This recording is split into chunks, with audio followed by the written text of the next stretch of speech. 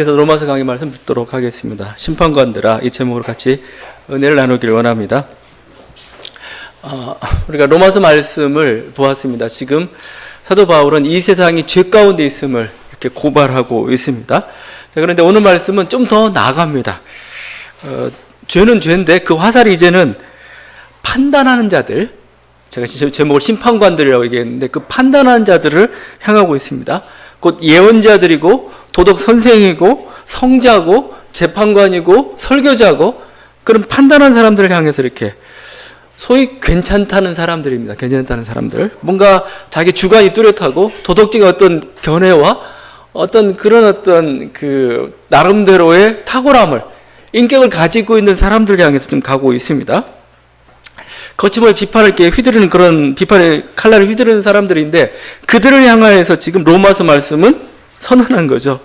너희들 또한 심판을 면치 못할 것이다. 너희가 한 그 말 그대로 너희가 마지막 때에 심판을 당할 것이다. 너희가 날카롭게 칼을 휘둘렀죠. 근데 그 칼은 뭐요? 다시 너희를 향하게 될 것이다.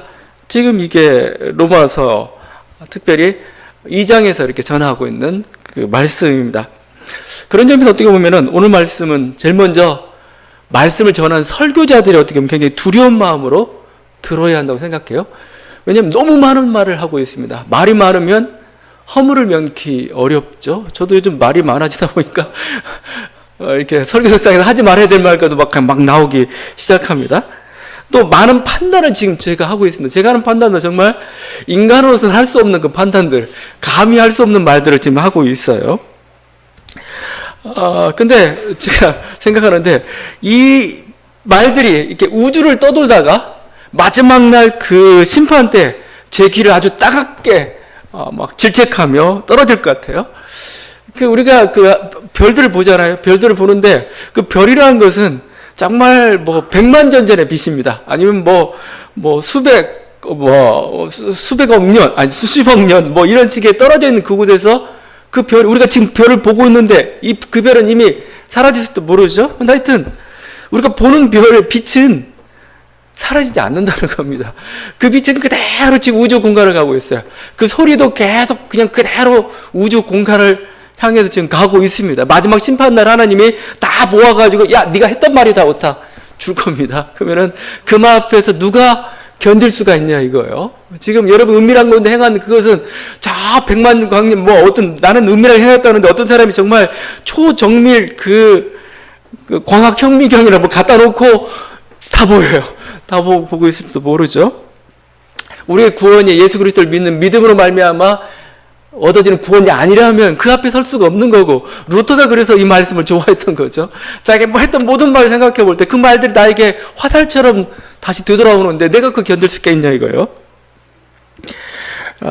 근데 하여튼 이 설교자는 근데 이렇게 마이크를 잡고 있다 보면은 자기가 왕이에요. 자기가 신이 된 듯한 그런 착각에 좀 빠질 때가 있죠. 우리가 항상 설교자가 들어야 될 것은 뭐냐? 설교자는 말하는 사람이면서 선포하는 사람이 동시에 들어야 하는 사람입니다. 자기가 한 말을 자기가 들어야 돼요. 그 말에 대해 자기가 또 어떻게 순종할 건지 그거에 따라 사실은 그에게 있어서 어떤 하나님의 판단, 심판 그게 기다리고 있는 거죠. 그래서 항상 설교자들이 명심해야 될 게 자기가 말씀을 선포하지만 이게 자기 권위로 나온다는 게 아니라는 겁니다. 하나님의 권위로 나온다는 거예요. 하나님의 권위로. 그래서 설교자들이 저희는 이제 양복을 입고 있지만 가끔 이렇게 가운을 입고 우리가 성복이라고 하죠. 성복을 입고 가운을 입고 이렇게 설교를 하시는 분들도 있어요. 막 세례할 때 보게 되면은 저는 그냥 맨손으로 하지만 흰 장갑을 끼고 설교하는 세례하시는 분도 있어요. 전 좀 그거에 좀 반대해요. 왜 손이 더 거룩하지? 그 흰 장갑 이거 일제 잔재라고 볼 수가 있는데 그걸 낀 채 그냥 세례도 주고 막 그래요. 하여튼 요는 권위를 부여하기 위해서죠. 권위. 내가 하는 말이, 내가 하는 행동이 인간으로부터 나온 게 아니고 뭔가 신으로부터 나온 것을 보여줘야 되겠는데 그게 제복이에요. 그게 성복이고 그게 가운이고 그게 장갑으로 지금 표출되고 있는 거죠. 우리는 스스로 빛이 아닙니다. 우리는 그냥 빛을 비추는 하나의 조명일 뿐입니다. 인공 조명.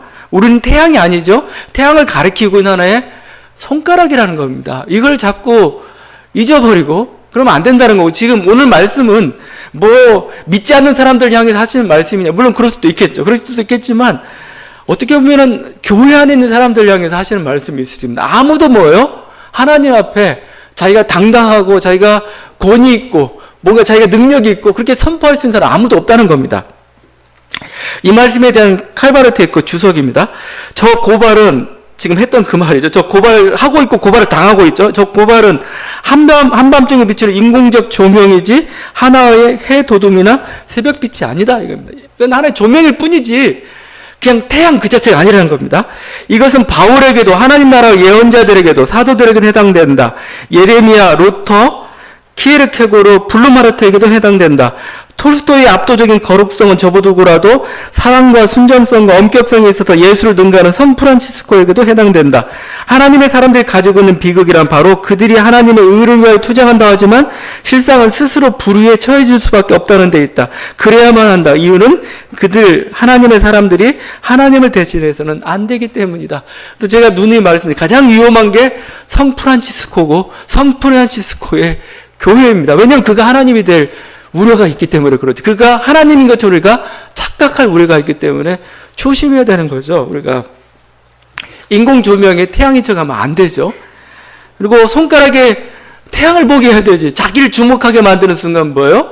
안 되는 겁니다. 그래서 불교에서는 그런 말을 합니다. 저가 부처가 있다. 그러면 가서 부처의 목을 잘라버리라고 얘기합니다. 저가 어떤 교사가 있다. 위대한 스승이 있다. 스승이 목을 잘라버리라고 얘기합니다. 이제 죽이라는 얘기가 아니고 뭔가 한 사람이 절대적인 우상화가 돼가지고 뭐죠? 진정한 진리를 아는데 방해가 돼요. 오히려. 그게 거침돌이 되고 마는 거죠.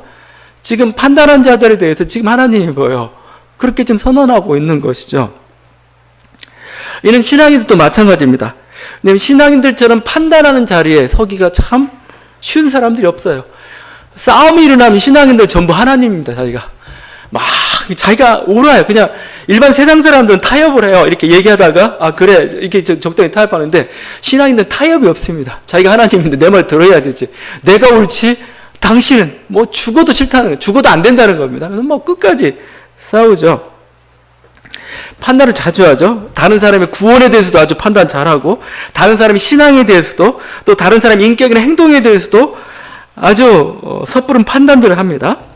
뭐 이런 세상도 마찬가지죠. 뭐 여러분 SNS라는 게 이렇게 어떤 인터넷 공간이라는 게 발달하면서 이렇게 전에는 그냥 소개돼 있었는데 이제는 과감히 자신의 판단을 내어 쏟는 아주 어둠의 제왕들이 많아졌습니다. 암흑의 제왕들이죠. 한국 축구 얘기하다 보면 그런 거 참 많이 봐요. 댓글 보면 자기가 다 감독이고, 뭐 자기가 뭐 대통령이고, 이래라 저래라, 이거 해라 저거 해라 막. 한국 정치는 말할 것도 없죠. 교회 현실에 대해서도 말할 것도 없죠. 근데 이 글들이 보이고 있는 이런 판단들이 보이고 이 사람이 정말 판단한 사람인가? 그걸 보면 제가 뭘 보면 알 수 있냐면 예의가 없으면 대부분 판단한 사람들입니다. 판단한 사람들. 그러니까 우리가 왜 예의가 생길 수밖에 없습니까? 판단을 못하기 때문에 사실은 생긴 거 아니겠어요? 그래서 하도 답답하니까 어느 축구 선수가 그랬다고 하잖아. 네가 해봐라. 네가 한번 뛰어봐. 그 사람 나름 최선을 다하고 있어요. 누가 핸드링 반칙 하고 싶어도 했겠어요. 나름대로 어떻게 막아보고 했는데 그런 일이 발생했고 또 왜 그 사람 발탁기에 또 따지시면 또 어떤 복잡한 사인들도 있겠죠. 근데 하여튼 이런 거죠. 상대도 나름 최선을 다하고 있죠. 그런 이해가 빠져버린 게 판단이라는 겁니다. 그리고 우리는 너무 부족해요. 정보에 대해서 부족하고 또 어떤 편견을 가지고 있습니다. 여러분, 여러분의 가까이 있는 사람 가장 잘 안다고 생각했어요? 내 자녀, 내 배우자를 가장 잘 안다고 생각하는데 여러분 그러다 뒤통수 맞을 때가 있습니다. 아니 전혀 다른 사람이에요. 내가 생각했던 그게 아니에요. 그게 참 많을 때 많습니다. 제가 이 얘기를 한 이유는 우리의 판단이 잘못될 때가 너무나 많다는 겁니다. 우리 판단은 뭐예요? 확신할 수가 없어요. 사실은요. 또 아무리 잘못됐더라도 이게 어떤 결과를 가져올지 나중에 오히려 선한 결과를 가져올지 우리는 그걸 평가할 수가 없다는 겁니다. 그래서 우리는 이게 판단하지 말라라고 할 때 그 의도가 하는 데는 판단할 수 사실은 없다는 겁니다. 판단하기가 사실은 쉽지가 않다는 거. 그죠? 그래서 예의가 있을 수밖에 없어요. 예의를 다할 수밖에 없습니다. 왜? 조심스럽게 말할 수밖에 없어요. 왜냐하면 내가 지금까지 판단을 이것 같은데 이렇게 하면 안 되지 않겠느냐 이렇게 가는 수밖에 없는 거죠. 항상 겸손함이 필요한 거죠. 그 유다서 말씀 중에 유다서가 참 우리가 잘 안 읽기도 하고 좀 어렵기도 하고 그렇습니다. 유다서 말씀이 주는 교훈이 있습니다. 거기에 뭐냐면은 천사장 미가엘이라는 사람이 있습니다. 그 사람이 모세의 시체를 놓고 마귀와 싸웁니다. 좀 재밌는 장면이죠. 뭐 이런 얘기가 있나는데 그래서 하여튼 유다서 자체가 성경 말씀을 들을 때 많은 논란을 빚었어요. 근데 성경 말씀이 됐습니다. 그 내용 중 하여튼 모세가 느보산에 죽었는데 그 시신을 본 사람이 없어요. 근데 그 이제 야사처럼 이제 전설처럼 내려오는 이야기입니다. 그러니까 뭐 이게 마귀가 저 모세 시체 내가 가져가겠다 얘기합니다. 왜냐하면 모세가 젊은 시절에 살인을 했다는 겁니다. 살인했잖아요. 몰래 감췄잖아요. 그 살인했기 때문에 이 사람은 지옥에 가야 되고 내 죄를 범했기 때문에 내 수중에 있어야 된다. 그 시신을 내가 가져가겠다 이렇게 한 겁니다. 그랬더니 미가엘 반대한 거죠. 미가엘은 뭐요? 그 이후의 삶은 모세는 달라졌다 이겁니다. 달라져서 하나님과 동행했고 하나님의 얼굴을 마주 대하여 봤던 그런 사람인데 또 하나님의 말씀을 전했던 사람은 어떻게 너한테 내줄 수가 있느냐?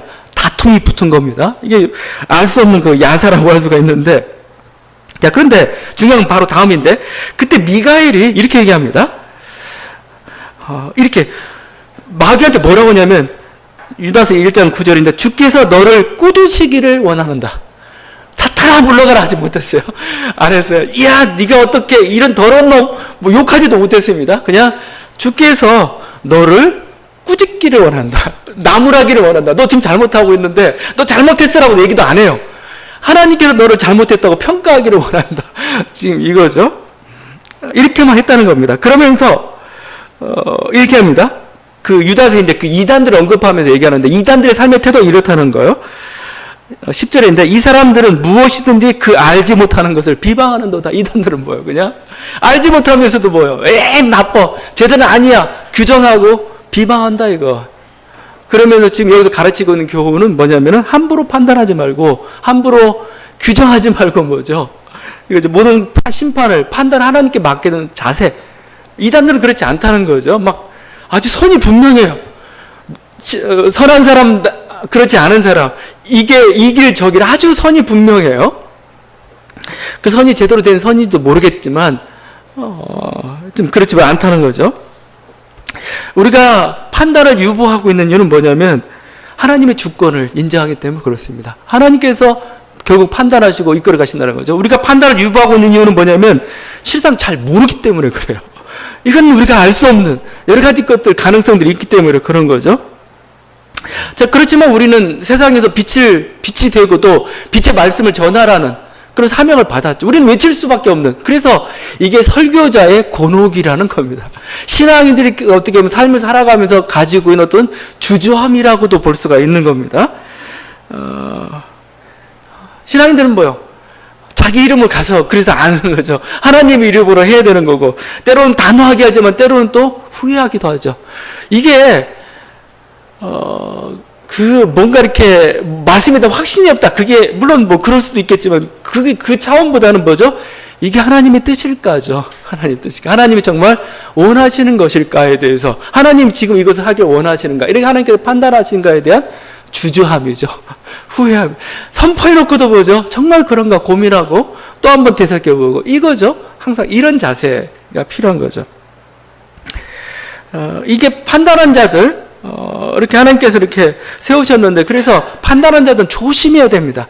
자기의 판단으로 말미암아서 이렇게 정말 자기가 신처럼 아니면 정말 그 판단에 하는 그거에 대한 정죄가 자기에게 돌아올 수 있는 그런 어떤 후회를 남겨서는 안 되는 거죠. 교회뿐만 아니고 세상의 왕들도 재판관들도 이 판단하는 자리에 앉아 있습니다. 뭐 그들도 엄청난 판단을 하고 있죠.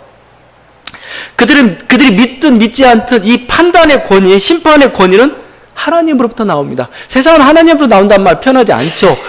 법과 정의로부터. 뭐 재판관들은 헌법과 양심에 따라서 얘기하면서 뭔가 자기의 권위가 자기로부터 나오지 않는다는 것, 뭔가 더 위대한 것, 더 큰 것으로부터 나오고 있다고 얘기하죠. 우리는 뭐죠? 그게 하나님으로부터 나오고 있다 이렇게 표현하고 있는 거죠. 그 권위가.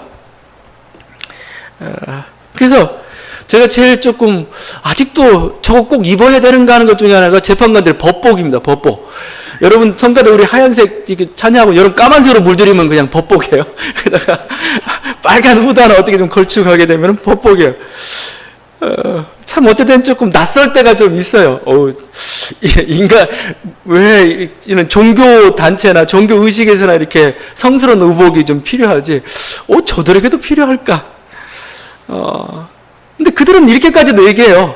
신성한 법정이라고 합니다. 신성한 법정. 근데 사실 따져보면 정말 신성하기도 해요. 왜냐하면 한 인간을 지금 판단하고 있거든요. 한 인간.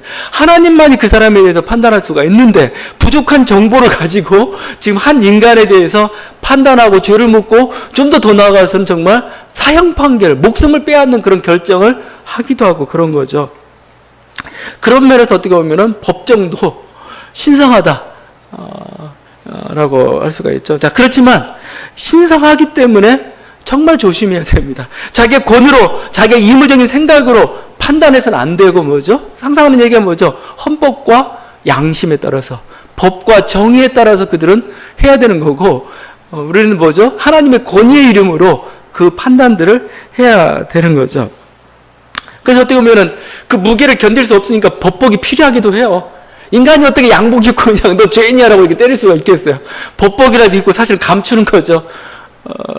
나의 권위, 그냥 인간이 아니고 나는 위로부터 위임된 그 권력에 의해서 너에게 이런 죄를 묻는다. 뭐 이런 거죠.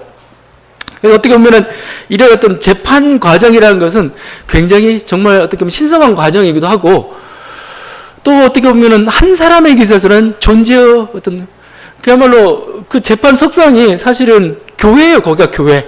왜냐하면 교회라는 게 여러 가지 기능도 있겠지만 가장 중요한 게 자기의 잘못과 회개, 그 잘못된 삶을 반성하고 돌이키는 시간이잖아요.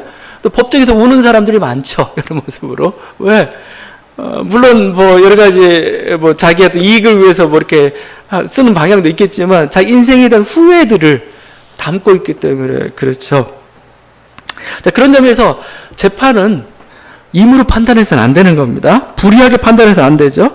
그래서 구약 말씀에도 굉장히 중요하게 여기는 것이 재판상에서의 정의입니다.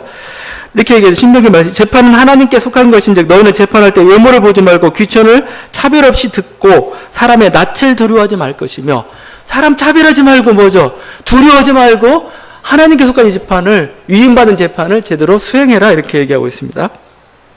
그런 점에서 지금 문제가 되고 있는 거 사법 농단 재판 거래 의혹 지금 문제가 되는 그건 심각한 범죄고 심각한 잘못입니다. 어떻게 보면 지금 교회가 타락한 거나 마찬가지. 그 무게를 가지고 있는 게 어떻게 보면 이 법정의 타락이라고 할 수가 있어요. 뭔가 정부 입맛, 어떤 권력자 입맛과 또 사법부의 어떤 그 자기들의 어떤 이해관계가 서로 맞아가지고 재판을 왜곡시키는 그 행태, 그건 굉장히 잘못된 거라고 할 수가 있죠. 신성한 법정을 정말 모욕한 겁니다. 위임된 신의 권력을 남용한 거고, 오늘 말씀처럼 당을 지어서 불의를 행한 거나 마찬가지와 같은 결과입니다. 그들에게 하나님 말씀이 그대로 적용이 되죠. 이런 일을 행하는 자를 판단하고도 같은 일을 행하는 사람아, 네가 하나님의 심판을 피할 줄로 생각하느냐. 그죠? 하나님의 심판. 나는 그냥 이렇게 여러 가지 이해관계 속에서 이렇게 심판했어, 판단했어. 근데 이 판단이 얼마나 엄중한지 모르죠. 그 판단 하나의 결과 때문에 KTX 승무원, 여승무원 한 명은 자살에까지 이르렀단 말이죠. 한 사람의 생명을 사실은 죽이고 살리고 하고 있는 게 그것입니다. 그러니까 우리가 뭐죠? 최대한도 법과 양심에 따라서 모든 것이 판단이 이루어지도록 이렇게 해야 되는 거죠. 국가라는 권력도 사실은 하나의 심판자고 판단자죠. 그리고 판단자로 부름을 받았습니다. 그래서 이 국가라는 권력 자체도 법과 정기로부터 벗어나면 안 돼요. 그러면 강도대가 되는 겁니다. 이 구절을 루터가 주석을 하면서 어거스틴의 그 신의 도성에 있는 이야기를 이렇게 끄집어냈습니다. 어거스틴이 이런 게 있습니다. 그 신의 도성에 나왔던 얘기인데, 알렉산더 대왕이 해적을 잡았어요. 해적을 잡아가지고 너 어찌 감히 바다를 이렇게 어지럽히느냐라고 이렇게 심문을 하고 있습니다. 심판하고 있습니다. 그러자 해적이 이런 얘기했습니다. 굉장히 똑똑한 해적이었던 것 같은데, 그러는 당신은 어찌하여 감히 온 세상을 어지럽히는 것입니까? 전 그저 자그마한 배 한 척으로 그 짓을 하기 때문에 도둑놈 소리를 듣는 것이고, 당신은 거대한 함대를 이끌고 그 짓을 하기 때문에 제왕이라고 불리는 것뿐입니다. 라고 이렇게 대답을 해서, 어떻게 보면 국가는 큰 강도대입니다. 강도대. 그냥 어떻게 보면 막 서로 싸우고 다투고 하니까, 마치 그 시장이라는 곳이 있는데, 시장에 조폭들이 막 대거 싸우고 하니까 한 조폭한테 권력을 준 거죠. 야, 네가 여기 어느 정도 질서를 다스리면 어느 정도 이익을 취해가. 그 대신 여기에 평화를 가져다 줘. 이게 국가입니다. 사실은 국가. 그래서 국가라는 게 이렇게 등장하게 된 거죠. 근데 국가가 마치 자기가 신처럼 행사할 때, 임으로 행사하기 시작할 때 하나님께서 가장 싫어하십니다. 그 느부갓네살 왕이 그래서 심판을 당했고, 로마 황제가 스스로 신이 되려 했을 때 결국은 로마 권력이 무너지는 그 결과를 빚었던 것이죠. 국가 권력의 잘못은 더 커요. 강도는 소수만 피해를 입힙니다. 소수에게만 피해를 가져다 줍니다. 그런데 이 국가 권력이 강도화되기 시작하면은, 강도처럼 돼버리면 수많은 사람들을 위협하고 위기로 몰아넣는 거죠. 그래서 그들의 잘못은 더 큽니다. 저는 그래서 이 판단하는 자들의 잘못이 커요. 제가 누누이 얘기하지만 기독교인들이 다른 어떤 이방지에게 복음을 전하다가 순교당한 숫자보다 뭐예요? 기독교가 뭐죠? 법정의 자리에서 그 판단을 통해서 마녀사냥으로 이단으로 정죄해서 죽인 숫자가 더 많아요. 실제적으로 이게 우리들 하나에 있던 그냥 어떤 살인자가 있는데, 이 살인자는 그냥 이렇게 한 사람만 죽일 뿐입니다. 근데 이념에 이렇게 쓰이고 뭔가 교리에 뒤집힌 사람은 뭐예요? 수많은 사람을 죽여요. 우리 6.25 때 그냥 살인자들이 사람한테 죽인 게 아니잖아요. 아주 순수하고 깨끗하고 양심 있는 사람들이 죽였어요. 상대방을. 자기 판단에 근거해가지고. 굉장히 판단한다는 건 굉장히 위험한 행동입니다. 단순한 게 아니에요. 내가 생각을 잘못했네 정도가 아니고, 그게 실제적으로 얼마나 많은 사람들에게 피해를 끼치고 위기를 몰아가고 있는가. 제가 보면 강도는 그냥 한 사람만 해친다니까요. 근데 이렇게 잘못된 이념에, 잘못된 판단에 휩싸인 사람은 수많은 사람들을 위기로 몰아넣고 있는 거죠. 이게 사람들이 이렇게 악을 행하는 데 있어서 이렇게 용감한 이유, 오늘 사도바울은 계속해서 말씀하고 있죠. 하나님의 심판을 두려워하지 않기 때문에 그런 거죠. 지금 오늘 말씀 보게 되면 계속해서 1장부터 2장까지 계속 어떻게 보면 9절마다 반복하고 있는 게 하나님의 심판입니다. 하나님의 심판은 있다. 하나님의 심판은 있다 이겁니다. 죄에 대해서 얘기하고 난 뒤에 죄로 끝나는 게 아니고 계속해서 그 후렴구처럼 하나님의 심판은 있다. 3절이죠. 네가 하나님의 심판을 피할 줄로 아느냐. 하나님의 심판을. 우리가 코람데오라고 해가지고 종교개혁자들 막 하나님 앞에서 삶을 살아가려고 노력을 했습니다. 하나님 앞에서의 삶의 가장 중요한 핵심이 뭐냐면 하나님의 심판을 두려워하는 겁니다. 장차 나도 뭐예요? 하나님 앞에 서게 될 터인데 그때 하나님께서 나에게 뭐라고 말씀하실까? 이런 두려움이죠. 요즘 목회자들한테 한국교회 여러 가지 타락의 소식들을 들면서, 부패나 이런 소식들을 들면서 들은 생각이 이거예요. 정말 우리가 하나님의 심판을 두려워하고 있는가 이거예요. 하나님 심판을 우습게 보고 있지 않는가 이거예요. 정말 하나님을 정말 믿고 있는가 이거예요. 하나님이 거룩한 분이며 불의에 대해서 심판하신 분이라는 걸 우리가 믿고 있는가. 계속해서 이렇게 말씀하죠. 네가 하나님의 심판을 피할 줄로 생각하느냐 이거죠. 하나님의 심판이 이렇게 사람들께 또 담대해진 이유는 하나님 심판이 바로 내리지 않기 때문에 그래요. 하나님 심판이라는 게 바로 내리면은 다 지키죠. 잘못했는데 한 대 때려요. 맞았어요. 그러면 내가 돌이켜야 되겠구나. 이렇게 하는데 하나님 심판이 바로 내리질 않아요. 거기에 대해서 사도바울은 이렇게 얘기합니다. 네가 하나님의 인자하심이 너를 인도하여 회개하게 하심을 알지 못하여 그 인자하심과 용납하심과 길이 참으심의 풍성함을 멸시하느냐 이거죠. 하나님이 지금 참고 있습니다. 인내라는 표현을 쓰고 인내. 하나님 때리려다가 뭐요? 이거 때리면 안 된다 이거죠. 때리면 얘 망가져. 좀 더 기회를 주자 이겁니다. 기회를. 하나님께서 하나님 인내라는 건 뭐예요? 기회를 주는 겁니다. 기회를. 내가 잘못을 범했는데 심판이 임하지 않기 때문에 하나님 없다 이렇게 하면 안 되는 거고, 하나님께서 뭐예요? 나에게 돌이킬 기회를 주고 계시구나. 그래서 돌이켜야 되는데 안 한다는 거죠, 이게. 우리 악을 더 행하는데 더 열심을 낸다는 거죠. 여러분, 악을 행하는 데 있어서 악을 상쇄할 수 있는 길은 하나가 있어요. 회개입니다. 회개. 회개가 굉장히 중요한 겁니다. 자기 삶을 돌이키는 것, 이 회개에 하나님 굉장히 중요시 여겼고, 이스라엘 백성들도 그렇게 얘기했습니다. 화살은 쏘면은 얼마나 나라가 다 떨어지잖아요. 근데 회개라는 화살은 뭐예요? 하나님 면전에까지 이른다, 이렇게 표현하고 있어요. 회개가 굉장히 중요합니다. 그래서 이 회개라는 것에 대해서 이스라엘 백성은 이렇게까지 얘기합니다. 이제 라피드에 했던 말인데, 세상이 창조되기 전에 율법이 먼저 있습니다. 하나님 말씀인데, 하나님 말씀 전에 하나님께서 지은 7가지가 있습니다. 7가지가 뭐 하나님의 메시아, 하나님의 보좌, 뭐 이런 것들입니다. 그 중에 하나 들어가 있는 게 회개예요. 회개가 왜 이렇게 중요하냐, 회개가. 인생에서 다시 한번 자기를 돌이키고 다시 시작할 수 있는 기회라는 거죠. 이게 가장 중요한 거고, 이게 바로 하나님의 자비죠, 자비. 그 하나님의 자비, 얼마나, 그래서 하나님이 우리를 심판하기보다 우리를 돌이키기 원하는데, 그 돌이킬 기회를 줬는데 이것을 가지고 마치 자기가 하나님 없는 것처럼 담대히 악을 행하고 있다는 거죠. 그래서 하나님 뭐요? 너 지금 그러다가는 계속 진노를 쌓고 있다는 표현을 쓰고 있습니다. 거기 다만 내 고집과 회개하지 아니한 마음을 따라 진노의 날 곧 하나님의 의로우신 심판이 나타나는 그날에 이 말 진노를 내게 쌓는도다. 우리가 잘못을 했어요. 잘못이 없어지는 게 아닙니다. 계속 머리에다 쌓는다고. 진노의 숯불을 쌓는 거죠. 싸다가 어느 정도 차면 무너져 버립니다. 어느 정도 차면 이 숯불이 우리 몸을 완전히 덮쳐가지고 뭐죠? 우리 완전히 살라버릴 거라는 겁니다. 그때 심판은 참은 만큼 뭐예요? 더 가혹하게 있을 것이다 이거죠. 자, 그래서 역으로 이렇게 그들의 심판은 하나님께서 가혹할 것이고, 그래서 저들은 회개해야 되겠지만 반대로 또 뭐죠? 그런 악인들을 바라보고 있는 우리 신앙인들은 또 어떻게 해야 되냐 이거죠. 어떤 선한 일을 행하는 사람들, 악한 일들이 득세하는 것 같은 그 상황들을 바라보면서 이 선한 사람들은 뭐예요? 그 때문에 낙마하고 절망하고 그러지 말라 이겁니다. 심판은 하나님께 있습니다. 하나님께서 반드시 심판하실 거라는 겁니다. 하나님께 맡겨드리라고 표현하고 있어요. 왜 네가 심판하면 되는데 너의 심판은 불완전하기 때문에 그렇습니다. 너의 심판은 뭐예요?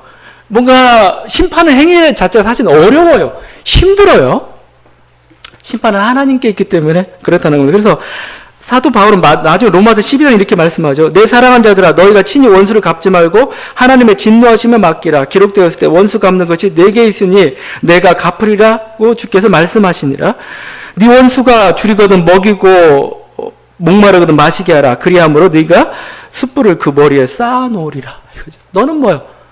그냥 용서하고 그냥 뭐죠? 네 길 그냥 가라. 보라 이거죠. 왜냐하면 심판은 하나님께서 하신다 이겁니다. 하나님께서 하실 것을 믿고 나아가는 것. 우리들이 가져야 될 중요한 그 신앙 중에 하나가 이겁니다. 하나님께서 뭐예요? 악한 자들에게 대해서 반드시 심판하신다 입니다. 심판하신다. 그렇죠? 우리가 그 사실을 굳건히 붙잡고 사실은 나가야 됩니다. 여러분, 우리가 뭐 잠언서를 읽으면서 좋은 것 중에 하나가 그겁니다. 잠언서는 뭐 분명하죠. 선을 행하면 하나님께서 선에 대한 대가를 주실 것이다 이거죠. 악을 행하면 뭐죠? 반드시 하나님께서 필히 악인은 망한다 이거죠. 이게 사실은 우리 가치관 속에 들어가 있어야 돼요. 아주 핵심적인 가치관. 물론 예외사항들이 몇 개 있습니다. 예외사항들을 전도서와 욥기서에서 다루고 있는 거죠. 그건 예외사항일 뿐이에요. 가끔 가다가 악인의 형통함이 있고, 가끔 가다가 뭔가 의인이 뭔가 이렇게 불운한 길을 갖게 되는 그런 모습을 보게 되는 거, 그건 어쩔 수 없는 우리 하나님의 뜻이 있는 그것이고, 예외입니다, 예외. 핵심은 뭐냐 이거죠. 본질은 뭐냐 이거죠. 악인 하나님께서 망하게 하시고, 선한 자는 하나님께서 반드시 보상하신다 이거죠. 여러분, 그래서 그 시편에서는 계속 반복하고 있잖아요. 악인들은 바람에 나는 겨와 같다. 악인들은 심판을 견디지 못한다. 악인들의 길은 망하리로다. 또 시편 1편을 그렇게 표현합니다. 시편 1편을 이렇게 구약 성경 이렇게 전승돼가는 과정들 보게 되면 시편 1편이 시편 2편이 1편일 때가 있어요. 왜 그러냐면 그러니까 시편 1편과 2편이 붙어 있을 때가 있습니다. 그럼 뭘 뜻하냐면 시편 1편은 1편이 아니고 사실은 서론이라는 거예요. 서론. 전체 뭐요? 시편 150편을 이끌고 가고 있는 핵심이 시편 1편입니다. 1편. 결국 우리 인생 여러 가지 비통함과 여러 가지 막 어려움이 있고 막 그러죠. 그런데 결국 뭐예요? 하나님께서 원하시는 것은 또 그 인생의 어떤 그 비참함 속에서의 그 해답은 뭐냐 이거요. 네가 하나님 말씀을 즐거워하고 그 길을 쫓아갈 때 그 길에는 뭐예요? 생명나무와 같은 시냇가에 심은 나무와 같은 풍요로움이 너에게 있을 것이다 이거죠. 하나님께 너를 인정하신다 이겁니다. 그렇지 않고 악인의 길은 뭐예요? 심판을 면치 못한다. 바람에 나는 겨와 같이 더덥다. 다 사라져버린다. 이게 우리들의 기도의 답입니다. 우리들의 어떤 하나님께서 우리들에게 준 답이고 우리는 그 말씀 굳건히 붙잡고 가야 되는 거. 이게 단순히 정신적 승리 정도만 아니고 우리들 인생의 굳건한 가치관을 여러분 잡아야 됩니다. 그래야 인생을 살아가면서 흔들리지 않는 거죠. 오늘 말씀 볼 때 이런 얘기합니다. 너희가 선을 행할 때 이렇게 이제 선을 행하자. 선을 행한다는데 그냥 선이 아니고 참고 선을 행한다. 참고 선을 행한다. 그렇죠? 참고.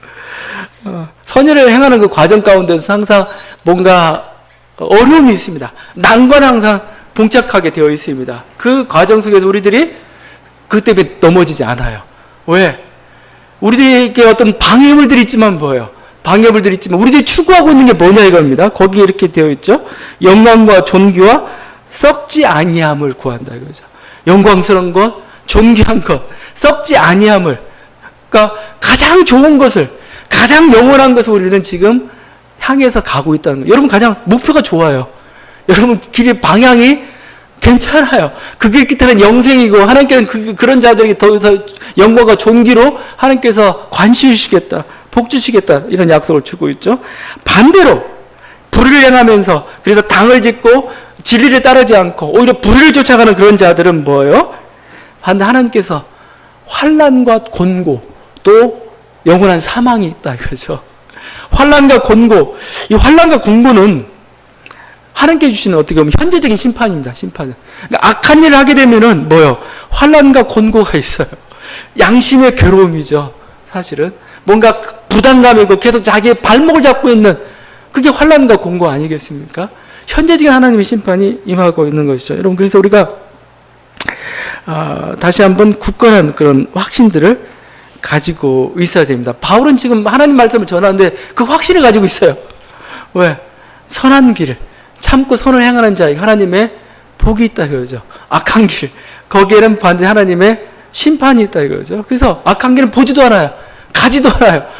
이게 좋은 길도 아니에요. 오히려 환난을 선택하는 길이라는 겁니다. 그래서 이 겉으로 보기에는 굉장히 좋아 보이지만 오히려 자기를 사망으로 엮어가는 그 길이라는 거죠. 그 길을 따르지 않겠다고 지금 이제 구절에 들어가 있는데 여러분 이게 우리들의 어떤 삶의 가치 아주 근본 중심에 이렇게 있기를 바랍니다. 그래야 여러분 이제 인생을 바라볼 때 편해요. 사실은요.